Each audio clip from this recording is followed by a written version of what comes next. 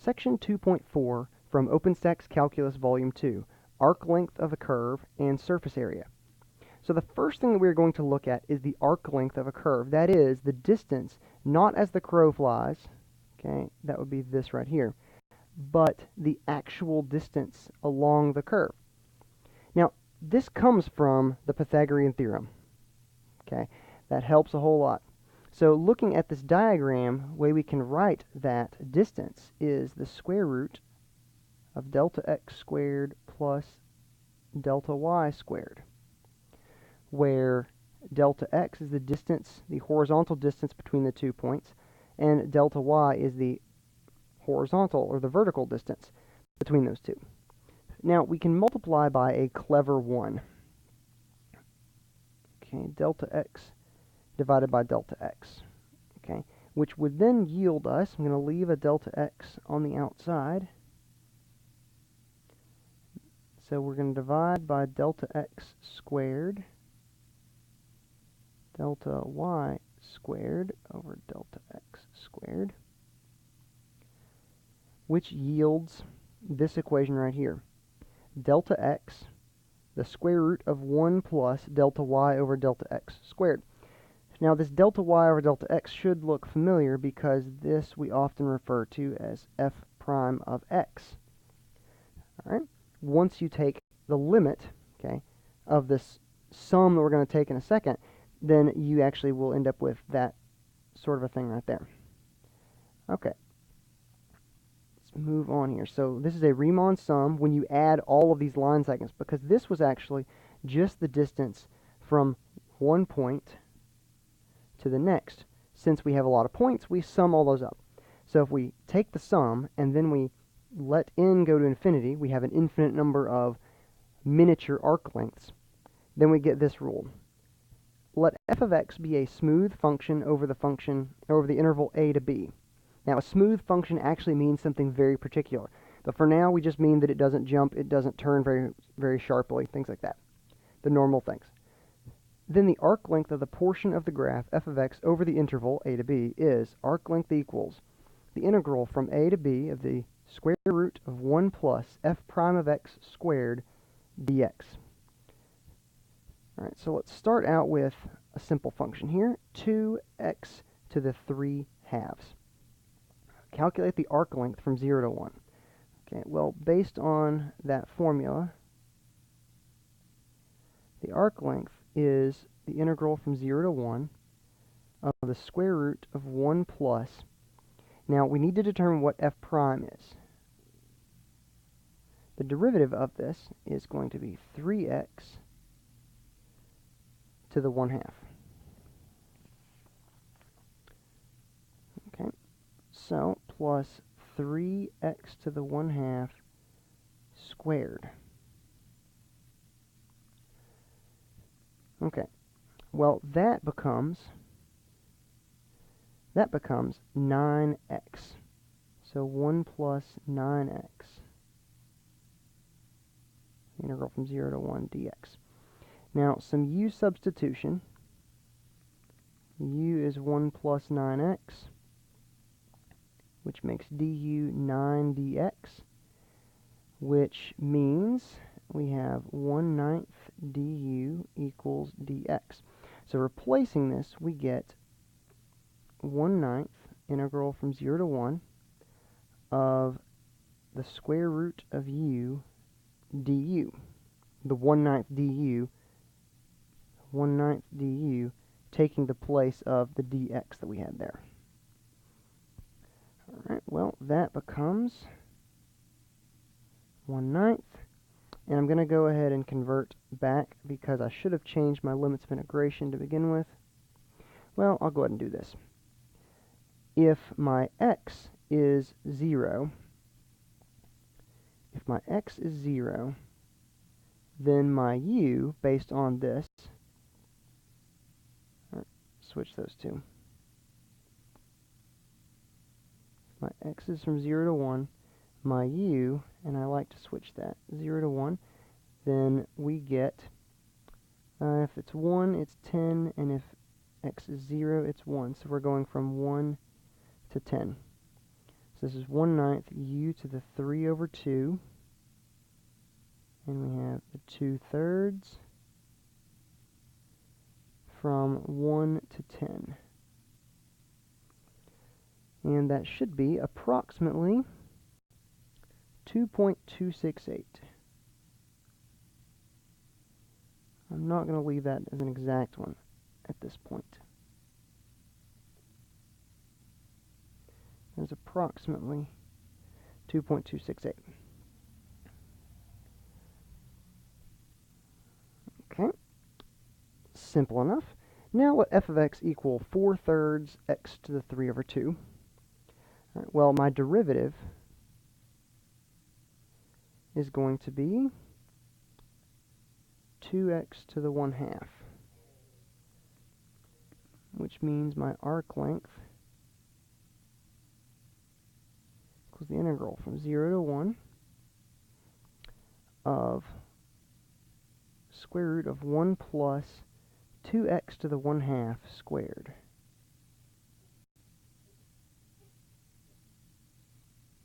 Dx. Okay, well that would be 4x, 1 plus 4x,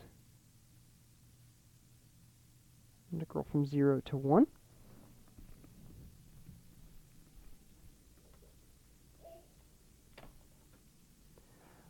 Dx.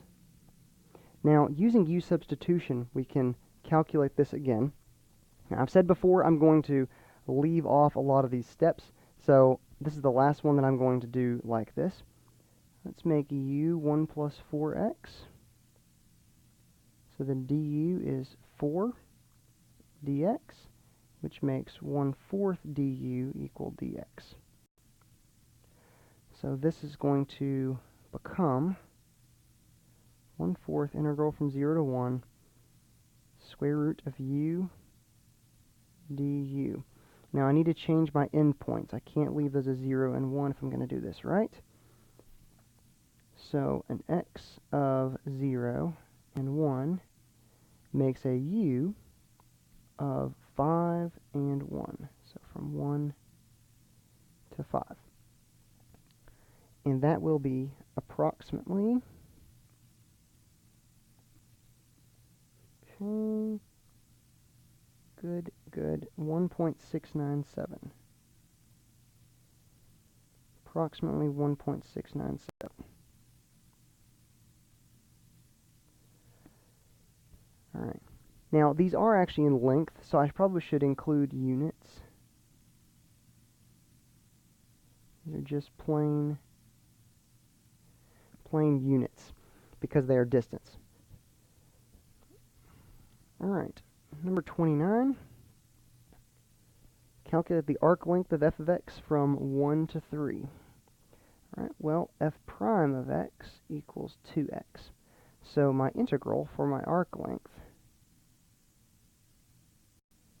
is the integral from 1 to 3, square root of 1 plus 2x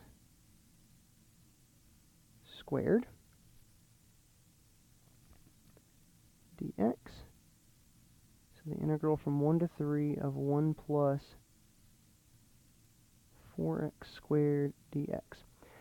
Now I want to point out a couple of things. One, u substitution will not work here. So I'm going to use a CAS to approximate this. Okay, and it is approximately 8.268. My CAS of choice is called CoCalc, mostly because it is free, and I will show you how to use that in class, actually. It's a good way to estimate things whenever things don't turn out great. So our big focus is going to be getting to this place.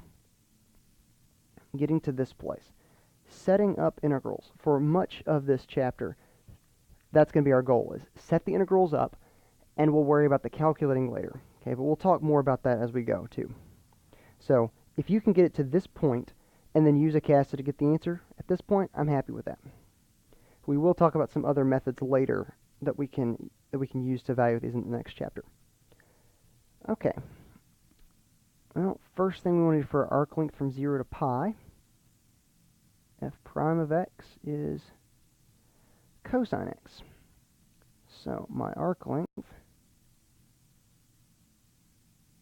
is the integral from 0 to pi of the square root of 1 plus f prime squared, so that'll be cosine squared x dx,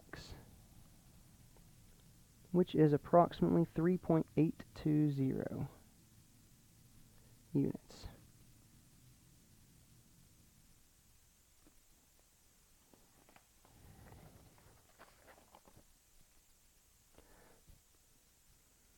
Okay. Our next problem, we have g of y equals 3y cubed. Calculate the arc length of the graph g of y from 1 to 3. Now, it's assumed here that these are y values from 1 to 3. Okay, that is going to be our safe assumption at this point. All right, so the same strategy applies. Our arc length, okay, and g prime of y equals 9y squared. So this is the integral from 1 to 3, square root of 1 plus 9y squared squared. So that would be 81y to the 4th dy. And that is approximately 21.028 units.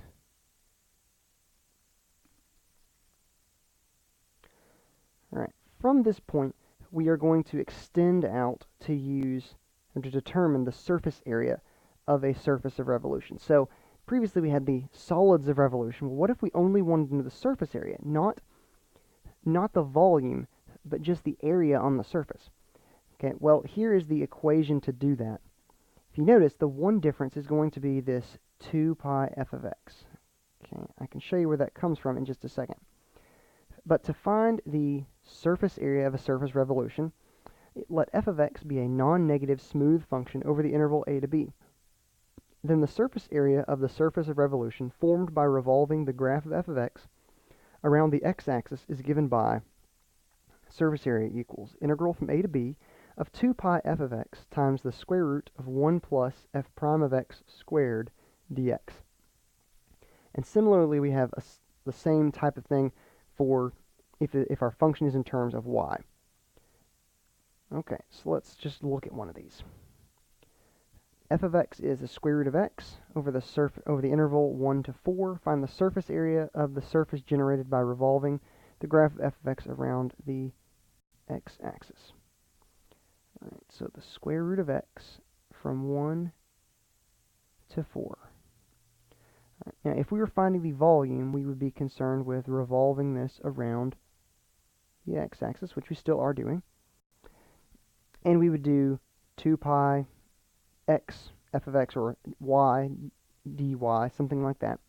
Okay, but what we're going to do here, we only want to know the surface. So if you can imagine taking this around and only wanting the surface, that forms a circle, if you notice. Okay, that forms a circle. That's where the 2 pi gy or f of x comes in. Okay, so that would give us simply the surface, peeling off the skin of the orange and seeing what that is instead of the volume of the whole orange. Okay, so that's where that formula comes from. Now let's actually calculate this. So the surface area equals the integral from 1 to 4 of 2 pi f of x. Okay, and then the square root, I don't need that, parenthesis, 1 plus f prime of that is 1/2, or we have 1/2 x to the negative 1/2, so we get this, squared dx. Okay, notice the placement of those parentheses. I have my f prime of x equals 1/2 x to the negative 1/2. So I have 1 over 2 square root of x, but then I square that. Okay, so really that'll end up being like 1/4 x, or 1 over 4x. Okay, but there is our integral. Now, that is approximately 30.846 units squared, because this is surface area. All right, 33. Different function, different interval, same idea. Revolving around the x-axis, we want to know the area of the surface generated by that. So our surface is going to be the integral from 0 to 1/2 2 pi f of x, so square root of 1 minus x, times the square root of 1 plus our function, the derivative of our function, squared. Alright, well, f of x equals 1 minus x to the 1/2. So we're going to have to use our chain rule here. That'll be 1/2, 1 minus x to the negative 1/2 times negative 1. Now we are going to square that, so that ends up being a positive 1/2. Okay, a positive 1/2, and that is a negative square root. So why don't we write this as, well, let's work this out. That'd be negative 1/2 square root of 1 minus x. Now when I square that, it becomes a positive 1 over 4 1 minus x dx, which is approximately 3.133 units squared.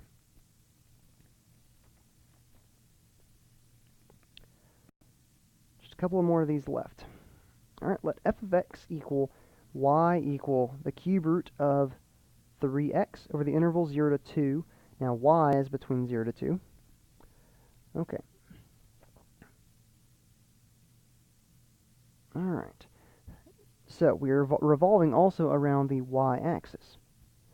Okay, so because we're given y values, the y-axis, I'm actually going to convert this into a function in terms of y. Alright, so my inverse is really what I'm after. Cube root of 3x. Alright, so if I switch the two, actually let's just solve this in terms of y. Come on. Alright, so y equals this, so let's cube it. Y cubed equals 3x. So x equals y cubed over 3.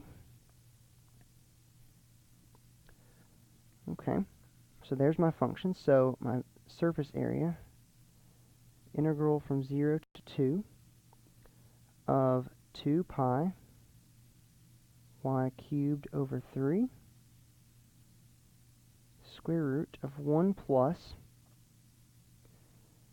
Now the derivative of that function is going to be y to the, no, y squared. Y squared. Alright, so y squared squared, so that'll be y to the 4th dy. Okay. And I believe the answer is going to be 24.118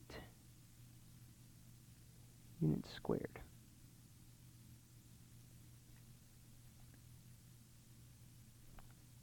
Alright, last one. We have a function defined in terms of y again, but this time we don't have to rearrange anything. Our function is g of y. So our surface area is the integral from 0 to 2 based on our interval. And notice we're also still around the y-axis. So from 0 to 2, 2 pi